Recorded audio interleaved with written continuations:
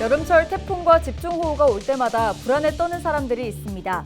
급경사지와 해안 저지대 등 재취약지역 주민들인데요. 지자체가 자연재난으로 인한 피해 예방을 위해 대비를 강화하고 있습니다.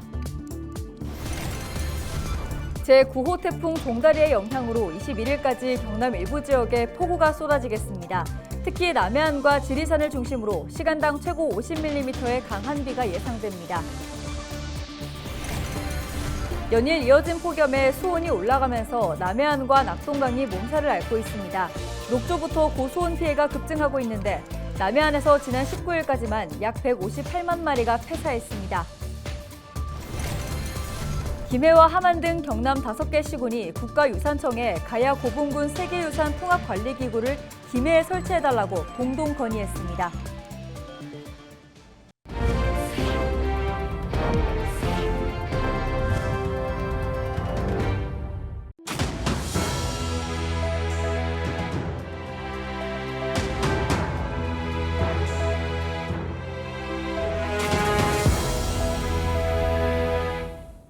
시청자 여러분 안녕하십니까? 헬로티비 경남뉴스입니다. 여름철 태풍과 집중호우가 올 때마다 불안에 떠는 사람들이 있습니다. 바로 급경사지와 해안 저지대 등 재해 취약 지역에 사는 주민들인데요. 지자체가 자연재난으로 인한 피해 예방을 위해 대비를 강화하고 있습니다. 표영민 기자입니다. 깎아지는 절벽 아래로 낡은 주택들이 모여 있습니다.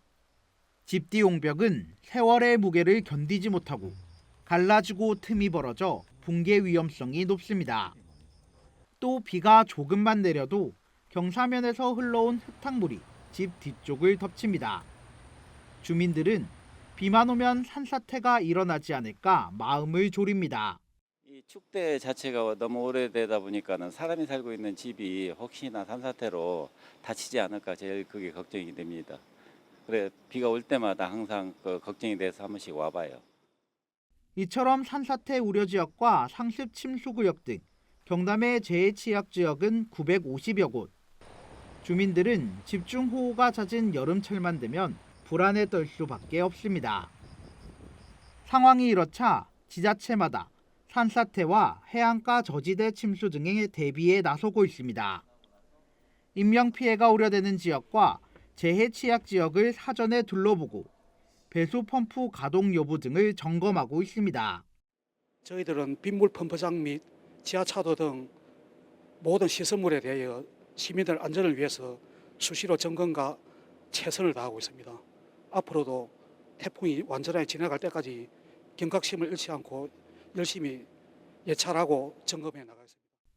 여름철 태풍과 폭우가 올 때마다 불안한 취약 지역 주민들. 지자체의 사전 점검도 중요하지만 위험 요소를 근본적으로 제거할 방법을 찾는 노력도 필요해 보입니다. 헬로티비 뉴스 표영민입니다. 제9호 태풍 종다리의 영향으로 21일 아침까지 경남 일부 지역에 폭우가 쏟아지겠습니다. 21일까지 예상 강수량은 경남 대부분 지역이 30에서 80mm, 경남 남해안과 지리산 부근 최고 100mm 이상입니다. 일부 지역에서 돌풍과 함께 천둥, 번개를 동반한 시간당 30mm 안팎의 강한 비가 예상됩니다. 남해안과 지리산에는 시간당 최고 50mm의 폭우가 쏟아지겠습니다. 짧은 시간에 강수가 집중되는 만큼 비 피해 없도록 안전관리에 유의하시길 바랍니다. 특히 이번 주 금요일까지 남해안의 해수면이 평소보다 높아지는 대조기입니다. 해안가 저지대에서는 침수 가능성이 큰 만큼 대비해야겠습니다. 태풍이 지나도 폭염과 열대야는 계속될 전망입니다. 열대의 덥고 습한 공기를 태풍이 한반도로 실어 나르면서 무더위의 기세는 더 강해지겠습니다.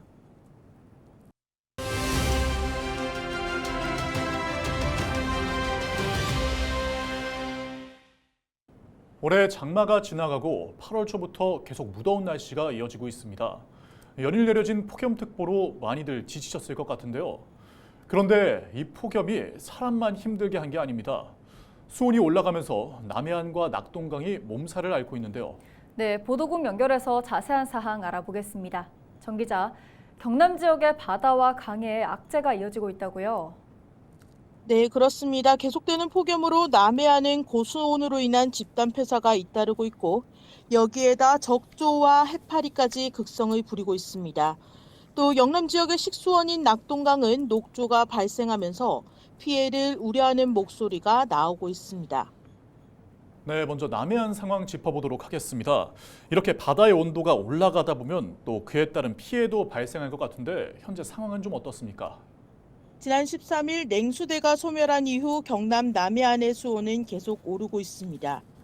현재 해수 평균 온도가 28도를 넘으면서 고수온 경보가 내려진 상황인데요. 이에 따른 피해도 속출하고 있습니다. 경남 남해안의 경우 통영과 거제, 고성을 중심으로 우리나라 최대 해상 가두리 양식장이 밀집한 곳인데요. 고수온으로 인한 피해 신고는 지난주부터 이어졌습니다. 19일 오후 6시 기준으로 통영과 거제, 고성 등 신계 어가에서 피해 신고가 접수됐는데 피해 어류 수만 157만 8천여 마리에 달합니다. 엎친 데 덮친 격으로 적조 예비특보도 발령됐습니다. 수온이 상승하면서 적조가 퍼지는 속도도 예사롭지 않은 데다 양식어류 폐사 피해는 더 늘어날 것으로 예상되면서 양식업계의 시름도 더 깊어지고 있습니다. 네, 남해안은 고수온과 적조, 또 낙동강은 녹조 피해로 몸살을 앓고 있는 상황입니다. 경남 지역의 녹조 상황도 한번 짚어주시죠. 올해 낙동강 녹조 상황 예사롭지 않습니다. 예년과 다르게 강 중앙 부분에서도 녹조가 발생하고 있기 때문인데요.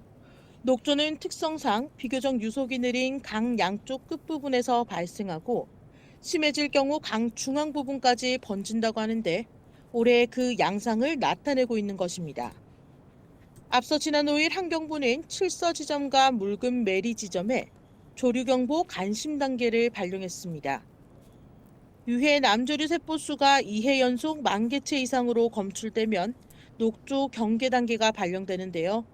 지난 12일 조사에서 낙동강 유해 남조류 개체수는 물 1ml당 칠서 지점은 2613개, 묽은 메리 지점의 경우 32,991개를 기록했기 때문에 19일에 조사한 결과가 나오면 경보 단계가 상향될 가능성도 큰 상황입니다.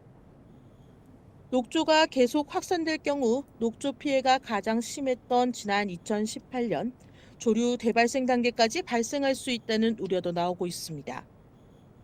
환경부와 한국수자원공사는 칠서 지점과 묽은 메리 지점 등 녹조 제거선을 투입해 저감 작업을 추진하고 있지만 수온과 녹조가 퍼지는 속도를 봐선 확산을 막기엔 역부족이라는 분석이 지배적입니다. 네, 잘 들었습니다. 지금까지 전주영 기자와 남해안 고수온 피해와 또 낙동강 녹조 피해에 대해 알아봤습니다.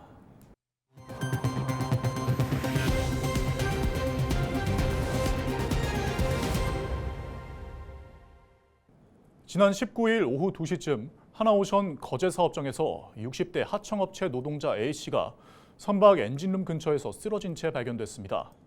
A씨는 즉시 병원으로 옮겨졌지만 약 2시간 만에 숨졌습니다.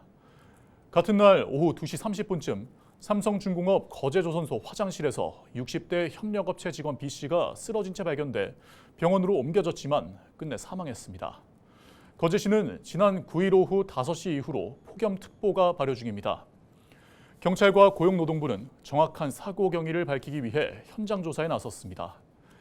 전국 금속노조 거제통영 고성 하청지회는 이번 사고의 원인을 제대로 밝혀야 한다며 조선소 온열질환 대책을 마련해 또 다른 희생자가 나오지 않게 해야 한다고 강조했습니다. 지난 19일 오후 2시 50분쯤 김해시 한림면의 한 선박 부품 제조 공장에서 50대 A씨가 4톤 무게의 철제물에 깔리는 사고가 발생했습니다. A씨는 출동한 소방당국에 의해 인근 병원으로 옮겨졌으나 끝내 숨졌습니다. 사고는 용접 작업 중이던 A씨 위로 철제물이 추락하면서 발생한 것으로 알려졌습니다. 경찰은 정확한 사고 경위를 조사하고 있습니다. 서일준 국회의원이 공직선거법 위반 혐의로 검찰의 조사를 받게 됐습니다. 서 의원은 지난 3월 총선 준비 당시 선거사무소로 등록하지 않은 기존 본인 사무실에서 출범식을 여는 등 유사 선거사무소를 이용한 혐의를 받고 있습니다.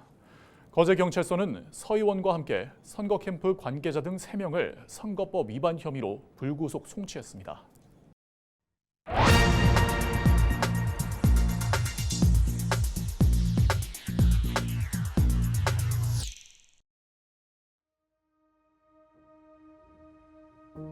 네, 요즘 거리를 다니다 보면 외국인들 눈에 참 많이 띄죠. 네, 관광객도 많지만 부족한 일손을 메꿔주는 근로자들, 그리고 결혼 이주 여성, 유학생들도 많이 늘었습니다. 올해 상반기 유학과 연수 목적으로 한국을 찾은 외국인은 20만 명을 넘었습니다. 네, 한국 젊은이들이 선진국을 배우러 해외로 떠나던 시대에서 이제는 한국을 배우러 외국 젊은이들이 국내로 몰려드는 시대로 바뀌었다고 해도 과언이 아니겠죠. 그 이유로는 무엇보다 한국 대중문화의 힘을 꼽을 수 있을 겁니다. K-팝을 필두로 한류 드라마, 그리고 이른바 K-뷰티, K-푸드에 이르기까지 전 세계인들을 매료시키는 한국 문화 말입니다. 외국 나가는 기회에 프랑스제 향수, 일본제 화장품을 사던 일은 까마득한 과거의 장면이 되었죠. 지구촌 사람들이 매운 불닭볶음면, 떡볶이, 김밥에 열광하는 시대가 올 줄 누가 상상이나 했겠습니까? 이런 한류의 영향으로 한국에 오는 외국인 유학생들이 자아 실현을 하면서 동시에 한국에 기여도 할 수 있도록 환경을 만들어주면 어떨까요? 가뜩이나 젊은 인구의 감소로 일할 사람이 부족한 이때 한국이 좋아서 한국을 찾는 외국인들이 좋은 일자리를 얻어서 한국 사회에서 더불어 살아갈 수 있도록 말입니다. 중소기업 인력난 해소와 지역 소멸 위기 극복에도 분명히 도움이 되겠죠. 이를 위해서는 법무부, 중소벤처기업부, 지자체, 대학들이 머리를 맞대야겠습니다. 우수한 유학생을 유치하고 그들의 국내 취업을 연결시켜주는 다양한 프로그램을 개발해야 할 것입니다. 맞춤식 취업 박람회의 주기적인 개최, 구인 구직을 연결하는 온 오프라인 플랫폼 구축, 그리고 유학생 교육 지원 프로그램 개발과 같은 다양한 방안이 요구됩니다. 어차피 우리는 다문화 사회로 갈 수밖에 없습니다. 유학생들이 우리의 인구 절벽 문제를 해소할 소중한 구성원이 되도록 환경을 조성해야 할 것입니다. 데스크의 눈이었습니다. 20일 부산 시민사회가 구덕운동장 재개발 사업 내 아파트 건립에 반대하는 기자회견을 열었습니다. 시민단체는 이날 기자회견에서 100년 넘은 역사를 간직한 부산 최초의 운동장인 구덕운동장에 전용 축구장 건립을 빌미로 아파트를 지으려 하고 있다며 부산시의 계획을 규탄했습니다. 또한 구덕운동장이 시민들의 품으로 돌아올 수 있는 방식의 재개발이 이뤄질 수 있도록 시민사회의 연명을 받을 계획이라고 밝혔습니다. 네, 앞서 보도해드린 대로 주민들의 거센 반발과 부산 시민사회의 아파트 건립 반대 목소리가 이어지고 있는 가운데 부산시가 구덕운동장 재개발 구역 내 아파트 건립 추진을 전면 재검토하기로 했습니다. 부산시는 구덕운동장 재개발 사업 추진에 시민 의견을 직접 듣는 의견 수렴 과정을 진행해 그 결과에 따르겠다고 밝혔습니다. 시는 구덕운동장 재개발 사업의 신속한 절차 이행과 사업비 조달을 위해서 불가피하게 주거시설 건립계획 일부를 포함해야 했다고 설명했습니다. 부산시는 이에 따라 축구 전용구장과 공공스포츠시설, 문화복합공간, 주거시설 건립을 추진해왔습니다. 박완수 경남도지사가 어려운 경남도민을 위한 긴급대출 제도를 만들어야 한다고 말했습니다. 박 지사는 20일 오전 경남도청에서 열린 실국 본부장 회의에서 기초적인 생활을 해결하기 위해 소액대출을 받고 싶어도 못 받는 도민들이 있다며 기본적인 생계활동 영위를 위해 경남도가 도민 긴급대출 제도를 만들어야 한다고 강조했습니다. 또 최근 재유행 조짐을 보이는 코로나19에 대해서도 도내 치료제가 부족해지는 상황이 발생하지 않도록 충분히 확보하라고 지시했습니다. 김해와 함안 등 경남 5개 시군이 국가유산청에 가야고분군 세계유산 통합관리기구를 김해에 설치해달라고 공동 건의했습니다. 홍태용 김해시장 등 5명의 단체장은 다음 달 문을 여는 김해의 국립가야역사문화센터에 통합기구를 만들어 건축비를 절감하고 업무 효율성을 높일 수 있다고 밝혔습니다. 또 김해는 편리한 광역교통망을 갖춰 국내외 방문객의 접근성이 좋고 연구 교육 인력 확보가 용이하다고 덧붙였습니다. 이상으로 뉴스를 마칩니다. 함께해 주신 여러분 고맙습니다.